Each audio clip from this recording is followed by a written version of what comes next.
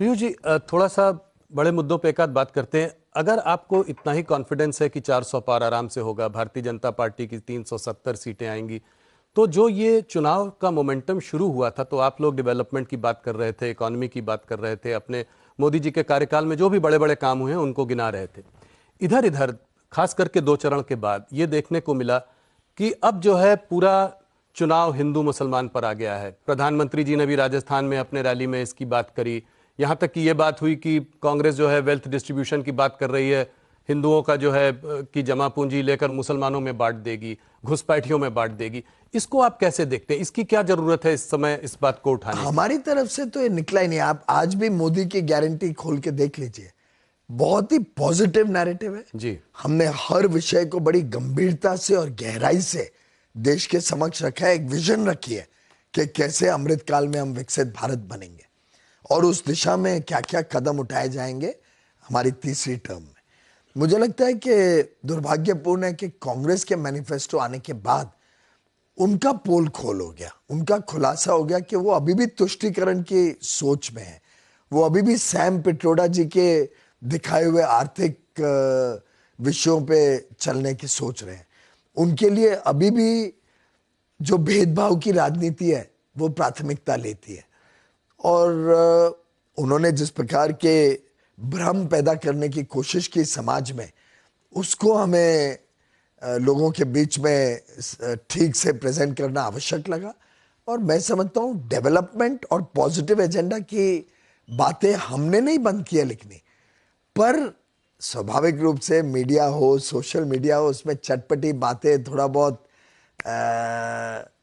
Excitement या TRPs और headline hunting तो रहती है।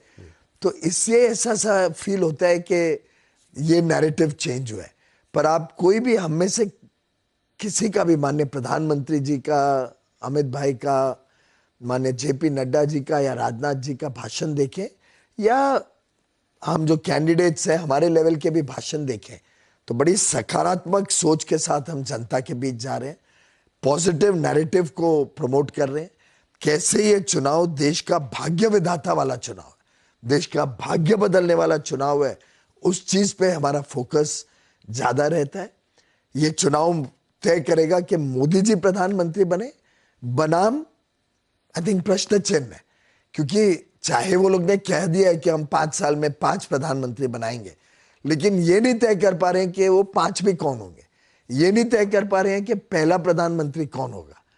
उनका कहना यह है कि उन्होंने ये सब नहीं कहा है, ना उन्होंने इस बारे में ये बात की है, या ना उन्होंने मैनिफेस्टो में किसी मुसलमान शब्द का प्रयोग किया है। उनका कहना है कि आप लोगों ने इस बात को आगे रखा है। तो ये निष्कर्ष आपने कैसे निकाला? राहुल जी, आप देखिए कि सैम पिट्रोडा जी उनके सबसे नजदीकी सलाहकार हैं और वर्षों से, आज की बात नहीं। जी।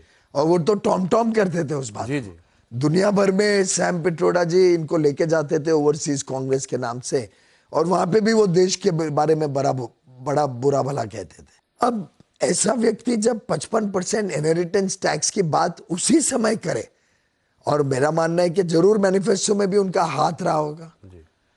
अब एक तरफ मैनिफेस्टो आए, वो कहे कि सबकी जमा पूंजी की हम ब्यौरा लेंगे, सबको जांच करेंगे, आपने जो सेविंग्स किए हम निकालेंगे, और रीडिस्ट्रीब्यूशन ऑफ वेल्थ की बात करें।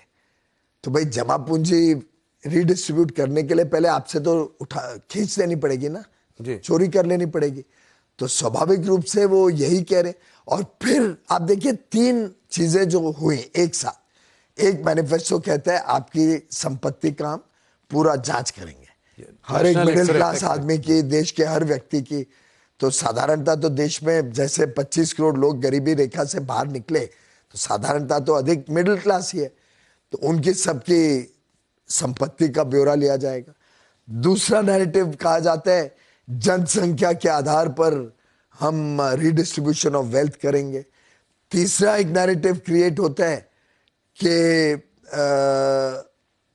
जो माइनॉरिटीज हैं उनके साथ, जबकि एकदम झूठ है, मोदी जी ने अन्याय किया है तो उनका पहला अधिकार है देश के रिसोर्सेज पे। ये उनके प्रधानमंत्री जी का भी, पूर्व प्रधानमंत्री का बयान है। और चौथा, उसी समय सैम पिट्रोडा जी इनहेरिटेंस टैक्स की बात करते हैं कि अमेरिका की तरह 55%, छोटा मोटा भी नहीं, हमारे यहाँ भी इनहेरिटेंस टैक्स था पहले, जी। पर छोटा सा था। 55% टैक्स की बात करना कि भारत के लिए अच्छा होगा, अब ये चारों को जब आप कड़ियों को जोड़े तभी तो समझ में आता है कि कांग्रेस की सोच क्या है और राहुल गांधी और उनके मित्र पक्ष किस दिशा में देश को लेकर जाना चाहते हैं। प्रधानमंत्री ने कहा है कि इस मैनिफेस्टो में मुस्लिम लीग की छाप है, ये कैसे आता है?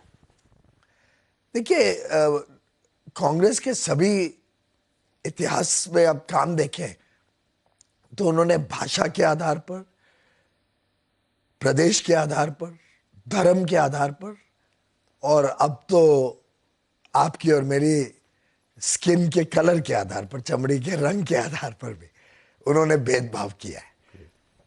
अब मुझे मालूम नहीं आपका क्या है, पर मैं तो महाराष्ट्र हूं, तो मैं किस कैटेगरी में आता हूं वो आपके व्यूअर्स को बता देना। पर कितना दुर्भाग्य है कि इन्होंने जीवन भर इस प्रकार से लोगों को बांटने की कोशिश की है। इनकी हर योजना में भी लोगों को बांटा जाता था। आखिर सच्चर कमेटी क्या थी? लोगों को एक एक स्टेट में पूछताछ करने निकाला था कि आपने मुसलमानों के लिए क्या स्पेसिफिक पॉलिसी या स्कीम निकाली है। और कितना मैं समझता हूं दुर्भाग्यपूर्ण था कि अगर हम इंफ्रास्ट्रक्चर रोड का प्रोजेक्ट बनाएं तो क्या, या रेलवे को एक्सपैंड करें तो क्या उसमें यह तय किया जाएगा कि इसमें कितने % मुसलमानों को आरक्षण दिया जाएगा उस रोड को इस्तेमाल करने के लिए। ऐसे ही अगर आप देखें तो कर्नाटक में या उनके राज्यों में उन्होंने बात की है कि मुसलमानों के लिए आरक्षण देना चाहिए। अब ये सब बातें तो मुस्लिम लीग किया करती थी। आप तो लोगों ने इनके करनी में और इनके कहनी में जो मैनिफेस्टो था और इनके काम जो है, इनके राज्य सरकार जो थोड़ी बहुत रह गई है, उसके काम को देखते हुए और जिस प्रकार से लगातार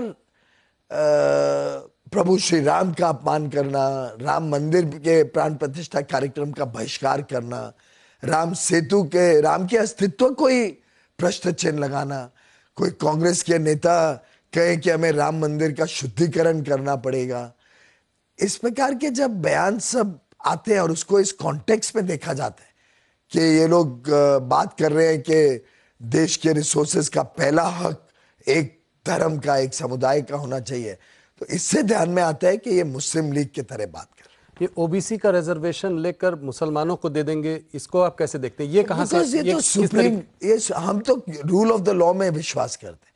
सुप्रीम कोर्ट ने एक तय कर रखी है सीलिंग, उस सीलिंग में आज OBC, schedule caste, schedule tribes के लिए रिजर्वेशन बांटी हुई है। और मंडल कमीशन रिपोर्ट तो कब से आई थी, पर कांग्रेस ने कभी लागू नहीं की थी। एक गैर कांग्रेसी सरकार आनी पड़ी जिसने मंडल कमीशन से ओबीसी को आरक्षण दिया। अगर आप देखें तो हमने जब आरक्षण इकोनॉमिकली बैकवर्ड कास्ट को दिया तो वो भी हमने outside the OBC SC ST quota दिया, जिससे उसको टच नहीं किया। लेकिन सुप्रीम कोर्ट की क्लियर गाइडलाइंस है कि सोशल और इकोनॉमिक कारणों से जो रिजर्वेशन है वो एक सीमा तक हो सकती है, और उसमें अगर ये मुसलमानों को जोड़ते हैं तो मुस्लिम धर्म में तो सोशल बैकवर्डनेस का सवाल उठता ही नहीं है कि उसमें तो कास्ट सिस्टम है ही नहीं। तो स्वाभाविक रूप से एक तो ये नॉन कॉन्स्टिट्यूशनल है, अनकॉन्स्टिट्यूशनल है। पहली बात, ये देना ही अनकॉन्स्टिट्यूशनल है, और अगर उसको देने की कोशिश करते हैं तो स्वाभाविक रूप से ओबीसी या SC ST की रिजर्वेशन छीन के ये रिजर्वेशन देनी पड़ेगी। तो अगर एक धर्म के आधार पे रिजर्वेशन ये देना चाहे किसी को भी, और उसके लिए ओबीसी SC ST की रिजर्वेशन को छीन ले, ये कदापि ये देश स्वीकार नहीं करेगा।